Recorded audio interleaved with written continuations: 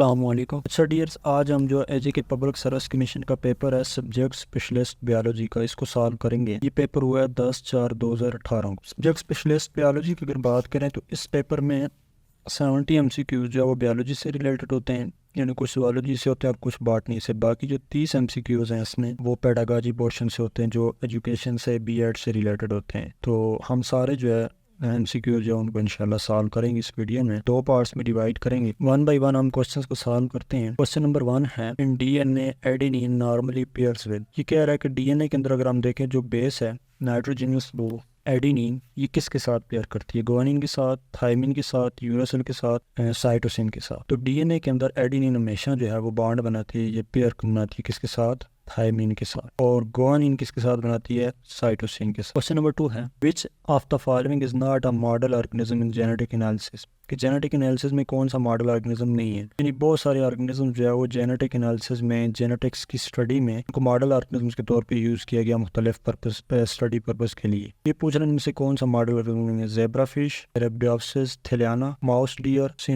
सिनोरहेब्डिडाइटिस elegans. इन चारों में से अगर हम देखें जो माउस डियर है ये मॉडल ऑर्गेनिज्म नहीं है, बाकी तीनों जो है वो मॉडल ऑर्गेनिजम्स। क्वेश्चन नंबर 3 है, which among the following is not the property of genetic code. कि इनमें से कौन सी प्रॉपर्टी जेनेटिक कोड की नहीं है? Almost universal. जी हाँ, जेनेटिक कोड जो वो ऑलमोस्ट यूनिवर्सल है, यानी सब ऑर्गेनिजम्स के अंदर मोर और लेस सिमिलर है। रिडंडेंट भी है, नॉन ओवरलैपिंग भी है, और स्टॉप कोडॉन्स। जी, जेनेटिक कोड्स की अगर बात करें तो इनमें सिर्फ आपको 3 स्टॉप कोडॉन मिलेंगे, 4 स्टॉप कोडॉन नहीं। ये इस प्रॉपर्टी इसकी नहीं, इनकरेक्ट। क्वेश्चन नंबर 4 है, which of the following best fits the definition of the allele. कि अलील की बेस्ट डेफिनेशन क्या होगी? Phenotypes, gene for wrinkle and yellow, the expression of gene, gene for wrinkled and brown. तो allele जो है ये basically partner या alternate form है जीन की। तो एक जीन्स जो है आपको पता है वो 2 ट्रेड्स को कंट्रोल कर होता है, यानी रिंकल्ड के अपोजिट आप कह रहे राउंड जो है वो ठीक है। तो ये मतलब ऑप्शन 4 जो है, genes for wrinkled and round seed जो है, ये इसको काफी हद तक आप कहते हैं अप्रोप्रिएट। क्वेश्चन नंबर 5 है, एन एग्जांपल ऑफ फिनोटाइप। इसके फिनोटाइप की example R and R, H and T T H H. अब फिनोटाइप को देखें, फिनोटाइप हम कहते हैं जो फिजिकल एक्सप्रेशन है। जेनेटिक टाइप जो है वो जेनेटिक एक्सप्रेशन को बोलते हैं। तो जाहिर जो फिनोटाइप है वो यहाँ इस क्वेश्चन में अटाल पी प्लांट। क्वेश्चन नंबर 6 है, the skin colour inheritance in women is an example of which. कि जो स्किन कलर इनहेरिटेंस है वुमेन्स के अंदर, तो ये किसकी एग्जांपल है? जीन लिंकेज की, पॉलीजेनिक इनहेरिटेंस की, कोडोमिनेंस की, एपिस्टेसिस। तो वुमेन्स के अंदर जो स्किन कलर है उसको बहुत सारे जो जीन्स हैं वो कंट्रोल कर रहे होते हैं, तो दैट्स वे हम उसको पॉलीजेनिक इनहेरिटेंस का नाम दें। क्वेश्चन नंबर 7 है, crossing over in diploid organism is responsible for. कि डिप्लॉयड ऑर्गेनिज्म के अंदर जो क्रॉसिंग ओवर होती है उससे क्या होता है? Segregation of lead, dominance of genes, linkage between gene, recombination of link gene. जी हाँ, जो लिंक जीन्स है उनकी रिकॉम्बिनेशन के लिए क्रॉसिंग ओवर जो है वो responsible. Question number 8 and disease is the most important example of point mutation. की जो पॉइंट म्यूटेशन आपको पता है कि वो वाली म्यूटेशन है जिसमें न्यूक्लियोटाइड का जो सीक्वेंस है वो चेंज होते हैं। थैलेसीमिया है, डाउन सिंड्रोम है, सिकल सेल एनीमिया है, नाइट ब्लाइंडनेस है। जो पॉइंट म्यूटेशन की एग्जांपल है ये सिकल सेल एनीमिया है। ब्लड डिजीज है जिसमें जो आपने पढ़ा होगा जो हेमोग्लोबिन है उसके अंदर जो न्यूक्लियोटाइड सीक्वेंस है वो चेंज है। जो ग्लूटामिक एसिड आपने पढ़ा होगा उसकी जगह वेलाइन आ जाता है। तो इससे ये होता है कि ओवरऑल पूरे जो उसकी फंक्शनल प्रॉपर्टी स्ट्रक्चर है सेल की वो टोटली चेंज होती है। रेड ब्लड सेल की वो उनकी शेप जो सिकल चेंज होती है, दैट्स वेस्ट डिजीज को सिकल सेल एनीमिया का। क्वेश्चन नंबर 9 है, identify the Mendelian disorder from the following. इनमें से कौन सी मेंडलियन डिसऑर्डर है? Turner syndrome, Down syndrome, Klinefelter syndrome, phenylketonuria. जो मेंडलियन डिसऑर्डर है वो फिनाइलकेटोनुरिया है। क्वेश्चन नंबर 10 है, complete linkage has been reported in which of the following. Complete जो है लिंकेज के जो है वो किसका शुमाइन किया गया है? मेल ड्रोसोफिला का, मेज का, ह्यूमन फीमेल का, फीमेल ड्रोसोफिला। ये कंप्लीट जो है वो मेल ड्रोसोफिला। क्वेश्चन नंबर 11 है, an example of allele is X and Y, T and T, A B and T and T. जो एक कंप्लीट एलील की एग्जांपल अगर हम देखें तो वो ये है, टी homozygous और T heterozygous for tall condition. Question number 12 है, in tobacco plant if 48 is the diploid number of chromosomes then how many chromosomes in pollen grain? diploid condition में अगर 48 है तो pollen grains haploid condition होती है, इसमें कितने होंगे? 20. Next up question number 13, which of the following gives information about the phenotype but not about the genotype? किन में से कौन सा phenotype के बारे में बता रहा है लेकिन genotype के बारे में नहीं बता रहा? tall pea plant, XHY, hemophilic male, female carrier of color blindness। तो इनमें जो phenotypic के बारे में बता रहा है वो है tall, पीपना। क्वेश्चन नंबर 14 है Down syndrome is the result of an extra chromosome dash therefore every body cell has total of 47 chromosome. कि डाउन सिंड्रोम में कौन सा क्रोमोसोम एक्स्ट्रा आ जाता है जिसकी वजह से वुमेन्स के अंदर 46 के बजाय 47 क्रोमोसोम आ जाते हैं, क्योंकि 21st क्रोमोसोम है कि एक कापी या 3 कापी बल्कि क्या मौजूद होती हैं, यानी ये एक्स्ट्रा क्रोमोसोम होता है 21st वाला, जिसकी वजह से डाउन सिंड्रोम। क्वेश्चन नंबर 15 है which of the following is called royal disease. कौन सी डिजीज जो है वो रॉयल डिजीज कहलाती है? Haemophilia, Alzheimer disease, colour blindness, sickle cell anaemia. जो हीमोफीलिया है इसको रॉयल डिजीज बोलते हैं क्योंकि ये रॉयल फैमिली के अंदर, यूके के अंदर जो क्वीन थी विक्टोरिया, उसकी जो है फैमिली थी, उसके अंदर ये डिजीज जो है वो ज्यादा जो है वो स्प्रेड हुई थी, तो दैट्स वे उस रॉयल फैमिली की वजह से इस डिजीज को रॉयल फैमिली का नाम दिया जाता है। क्वेश्चन नंबर 16 है crossing over is more frequent in females, males, both, none of the above. तो जो क्रॉसिंग ओवर का ये कहा जाता है, ये डिटेक्ट हुआ है कि जो फीमेल्स हैं उनके अंदर ये ज्यादा फ्रीक्वेंट है। क्वेश्चन नंबर 17 है the phenomena of linkage prevents segregation of alleles, heterozygous condition, homozygous condition, hybrid formation. जो लिंकेज है चूंकि इसमें जीन्स लिंक्ड होते हैं एक दूसरे के साथ, तो यहाँ पे सेग्रीगेशन को ये लिंकेज जो है वो क्या करता है, प्रिवेंट करता है, एलील्स की सेपरेशन जो है लिंकेज में। उसके बाद है question number 8 ELISA is used to detect viruses the key reagent in that। अब ये टेक्निक है एंजाइम लिंक्ड इम्यूनो एब्जॉर्बेंट एसे। इस टेक्निक को क्या नाम देते हैं? एंजाइम लिंक्ड इम्यून एब्जॉर्बेंट एसे। ये जो टेक्निक है या टेस्ट है ये वायरसेस को डिटेक्ट करने के लिए यूज किया जाता है। तो ये कह रहा है कि इसके अंदर जो की रिएजेंट है वो कौन सा है? DNA probe, DNA RNase, catalase, alkaline phosphatase. तो इस टेस्ट पे जो केमिकल या रिएजेंट यूज किया वो अल्कलाइन फास्फेटेज है। क्वेश्चन नंबर 19 है the device used to study the activity of brain. कि जो ब्रेन है उसकी एक्टिविटी को स्टडी करने के लिए कौन सी डिवाइस यूज की जाती है? EEG,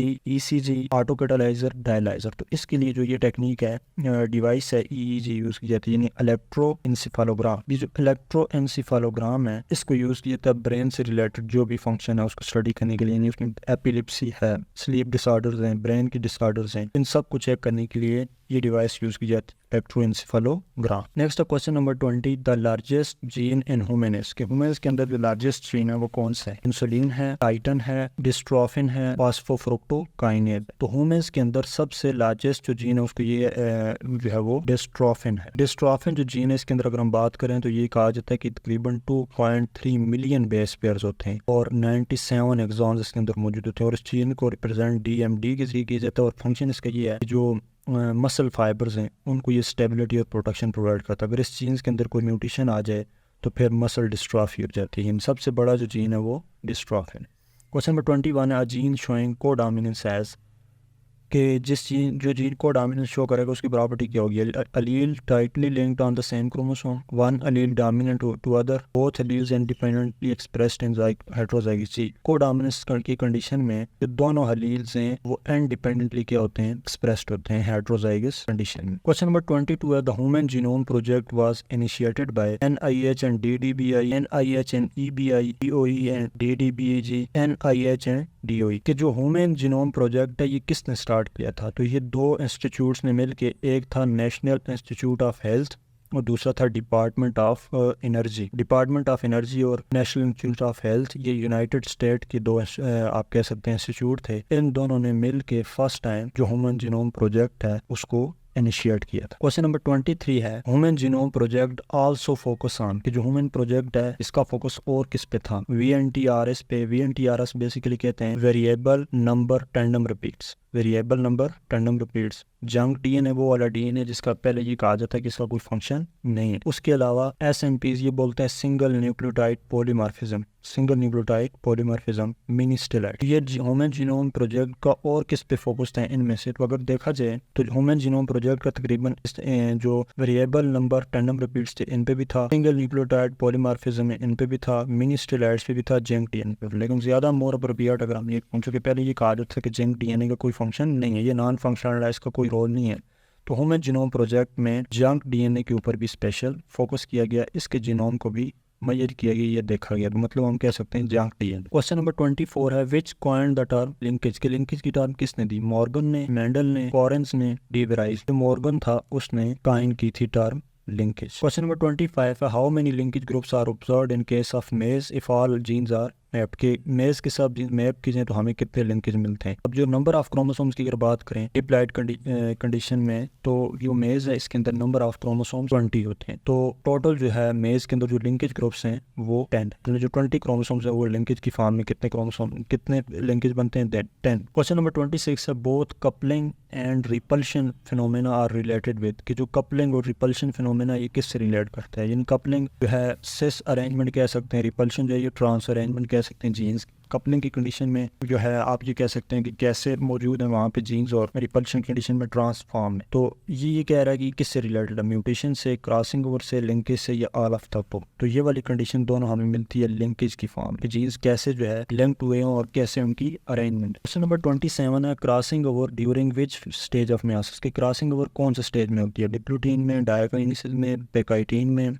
ना। तो वो जो क्रोमोसोम के सेगमेंट्स का एक्सचेंज है बेसिकली उसको क्रॉसिंग ओवर बोलते हैं, और ये प्रोफेज 1 का जो एक फेज है पेकाइटिन इसके दौरान होती है। क्वेश्चन नंबर 28 है which of the following is image technique, कि कौन सी टेक्निक है जिसमें बेसिकली इमेज बनाई जाती है या इमेज ली जाती है, वो टेक्निक क्या कहलाती है। ये तो वही है एंजाइम लिंक इम्यूनो एब्जॉर्बेंट जो है ऐसे है, ईसीजी है, इलेक्ट्रोकार्डियोग्राफ जिसको आप बोलते हैं, एमआरआई स्कैन है, वाइडल टेस्ट। इनमें अगर आप देखें जो टेक्निक यूज की जाती है इमेज बनाने के लिए उसको हम magnetic resonance imaging magnetic resonance imaging. MRI scan जो है ये वो टेक्निक है, मेथड है जिसके जरिए जो एनाटॉमिकल इमेजेस हैं या एनाटॉमी की जो इमेजेस हैं वो ली जाती हैं। तो मतलब एमआरआई जो है वो करेक्ट ऑप्शन। क्वेश्चन नंबर 29 है ELISA, ये वही है एंजाइम लिंक इम्यूनो अब्जॉर्बेंट ऐसे है, टेक्निक है, टेस्ट है। It is commonly used for rabies, tetanus, AIDS, mumps. तो कॉमनली जो है ये जो एड्स है, एड्स के अंदर जो एंटीबॉडीज हैं किससे रिलेटेड, यानी प्रेजेंस ऑफ एंटीबॉडीज जो है HIV वायरस से रिलेटेड है, उसको स्टडी करने के लिए ये वाला टेस्ट जो है वो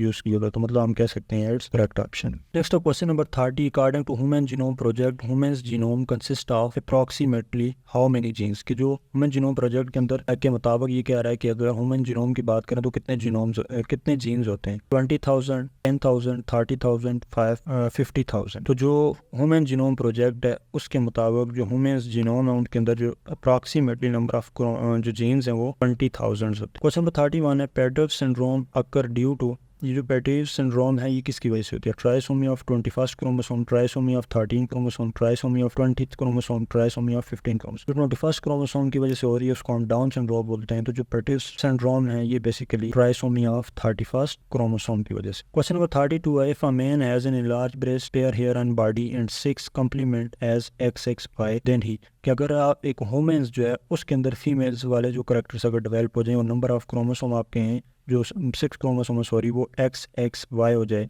तो फिर ये कौन सी कंडीशन होगी, टर्नर सिंड्रोम होगी, डाउन सिंड्रोम होगी, एडवर्ड सिंड्रोम होगी, या क्लाइन फिल्टर सिंड्रोम होगी। तो अब ये वाली कंडीशन अगर हम देखें इसमें जो यहाँ पे नजर आ रहा है कि 6 क्रोमोसोम्स के अंदर जो है वो कुछ चेंज आ रही है। तो अगर हम टर्नर सिंड्रोम की बात करें ये भी है 6 क्रोमोसोम है कि इसमें भी एक जो है X क्रोमोसोम मौजूद होता है, यानी एक मिसिंग हो जाता है। इसके अलावा डाउन सिंड्रोम की बात करें तो ये तो ऑटोसोमल है, हमने पढ़ा भी है कि जो 21st क्रोमोसोम है उसकी कापी आ जाती है। और एडवर्ड सिंड्रोम की बात करें ये भी ऑटोसोमल है और इसमें 18 क्रोमोसोम जो है वो एक्स्ट्रा आ जाता है। जबकि क्लाइनफिल्टर सिंड्रोम अगर हम बात करें ये वो वाली सिंड्रोम है कि जिसमें जो मेन है के अंदर इनलार्ज ब्रेस्ट वाली कंडीशन आ जाती है, स्पेयर हेड डेवलप हो जाते हैं और एक जो है मेल के अंदर X क्रोमोसोम एक्स्ट्रा आ जाता है। ठीक है, तो इस कंडीशन को हम क्या कहेंगे, ये सिंड्रोम को क्लाइनफिल्टर सिंड्रोम का नाम। Next question number 33, if in a family mother is normal and father has a disease but disease is inherited to daughter not to son, then what type of a disease. ये कह रहा है कि family में अगर mother normal हो लेकिन father को डिजीज हो और फिर नेक्स्ट जो जनरेशन है ऑफ स्प्रिंग है वहाँ डॉटर के अंदर कोई डिजीज ना हो लेकिन but disease is inherited to daughter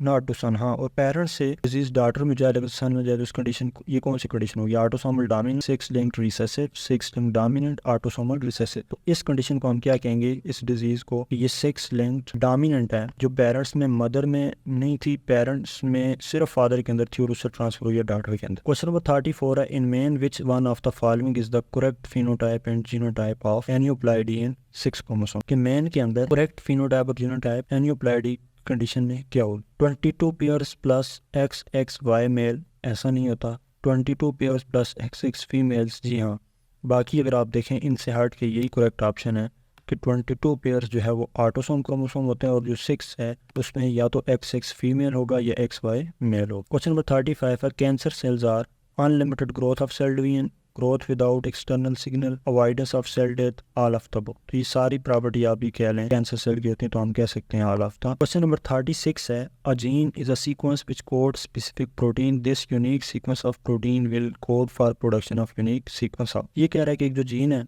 का सीक्वेंस है वो कोड करता प्रोटीन के लिए, तो ये सीक्वेंस ऑफ प्रोटीन जो है फिर किसके लिए कोड करेगी, इंट्रॉन, एक्सॉन, रेगुलेटरी सीक्वेंस। अब यहाँ पे भी कंफ्यूजन है ये, क्योंकि प्रोटीन का सीक्वेंस तो किसी के लिए कोड नहीं करता, इन स्टेटमेंट में जो है वो क्लियरफाई नहीं किया हुआ, तो आपने देख लेना इसमें एक्सॉन भी हो सकता है, रेगुलेटरी सीक्वेंस भी हो सकता है। मैं एहतियातन रेगुलेटरी सीक्वेंस लगवा देता हूँ, लेकिन इसको कंफर्म कर लेना। क्वेश्चन नंबर 37 है, those cancers that derived from ectoderm and endoderm of epithelial cells, यानी कि वो वाला कैंसर जो एपिथेलियल से डिराइव हुआ, इधर एक्टोडर्म हो या एंडोडर्म हो जो भी हो, लेकिन अगर एपिथेलियल से डिराइव्ड है तो उसको कार्सिनोमा वो वाला कैंसर है जो एपिथेलियल सेल से डिराइव होता है। Question number 38, a heritable feature is a dash and may have 2 और मोर वेरिएंट डैश। जो हेरिटेबल फीचर है हम उसको बेसिकली करैक्टर बोलते हैं, और उसकी जो दो आप कह सकते हैं जो वेरिएंट्स हैं उनको ट्रेड्स बोलते हैं। तो करैक्टर एंड फैक्टर्स भी नहीं है, ट्रेड्स एंड करैक्टरिस्टिक्स नहीं है, ट्रेड एंड फैक्टर भी नहीं है, करैक्टर एंड ट्रेड्स। हेरिटेबल जो फीचर है वो करैक्टर कहलाता है और उसकी जो दो वेरिएंट है उनको आप ट्रेड्स बोलते हैं। नेक्स्ट क्वेश्चन नंबर 39 है, the X-ray diffraction study conducted by dash were taken as key to the discovery of structure of DNA. जो एक्स-रे डिफ्रैक्शन स्टडी थी ये किसने की थी, जिसकी बुनियाद पे फिर स्ट्रक्चर ऑफ डीएनए दी गई थी। तो ये एक्स-रे डिफ्रैक्शन की जो टेक्निक है, ये जो मेथड है, ये यूज किया था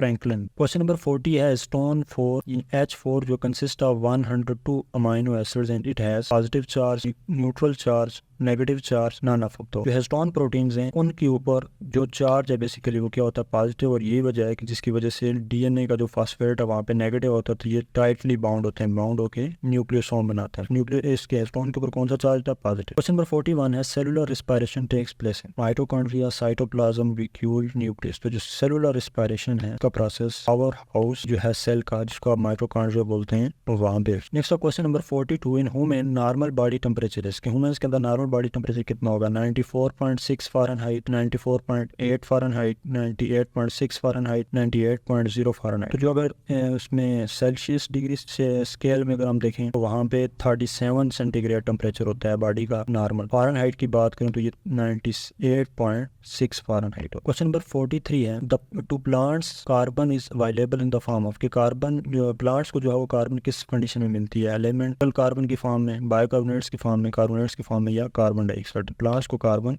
डाइऑक्साइड की फॉर्म में। क्वेश्चन नंबर 44 है, इन healthy person normal blood pressure, इसकी जो नॉर्मल एक पर्सन है उसका जो है ब्लड प्रेशर वो क्या होगा, 110/90, 120/100, 120/80, 100/50। तो नॉर्मल जो ब्लड प्रेशर है वो 120/80 है। क्वेश्चन नंबर 45 है, in plants wilting results from intense photosynthesis, transpiration, respiration, metabolism. जो विल्टिंग होती है प्लांट्स के अंदर इंटेंस, वो थ्रू ट्रांसपायरेशन होती है, कि जब ज्यादा ट्रांसपायरेशन होती है तो प्लांट्स क्या कर जाते हैं, विल्ट कर जाते हैं। क्वेश्चन नंबर 46 है, which blood vessels that carry blood away from the heart, कि जो ब्लड वेजल हार्ट से अवे जो है ब्लड को लेके जाती है उसको क्या नाम देते हैं, तो उसको आर्टरीज का नाम देते हैं। क्वेश्चन नंबर 47 है, the membrane that covers the heart, heart को कवर करने वाली मेम्ब्रेन को क्या बोलते हैं, peritoneum, Menezes, pleura, pericardium. Pleura जो है वो लंग्स के बाहर होती है, पेरिटोनियम एब्डोमिनल जो ऑर्गन्स हैं उनके बाहर सराउंड किया होता है, मेनेजेस आपको पता है जो ब्रेन उसको कवर किया होता है। तो जो पेरिकार्डियम है ये वो वाली मेम्ब्रेन है जो किसको कवर करती है, हार्ट। क्वेश्चन नंबर 48 है, organelles that carry out photosynthesis in plants are, यानी वो वाली ऑर्गेनेली जो प्लांट्स के अंदर फोटोसिंथेसिस करती है वो कौन सी, वैक्यूल, माइटोकॉन्ड्रिया, क्लोरोप्लास्ट, पैराक्सीसोम। तो जो फोटोसिंथेसिस जहाँ पे हो रही है ऑर्गेनेली के अंदर उसको हम किसका नाम देते हैं, क्लोरो। ये फर्स्ट पार्ट था। नेक्स्ट पार्ट में इंशाल्लाह जो इसके बाकी MCQs हैं हम उनको डिस्कस करके जो सब्जेक्ट स्पेशलिस्ट बायो वाला पेपर है इसको इंशाल्लाह कंप्लीट करेंगे।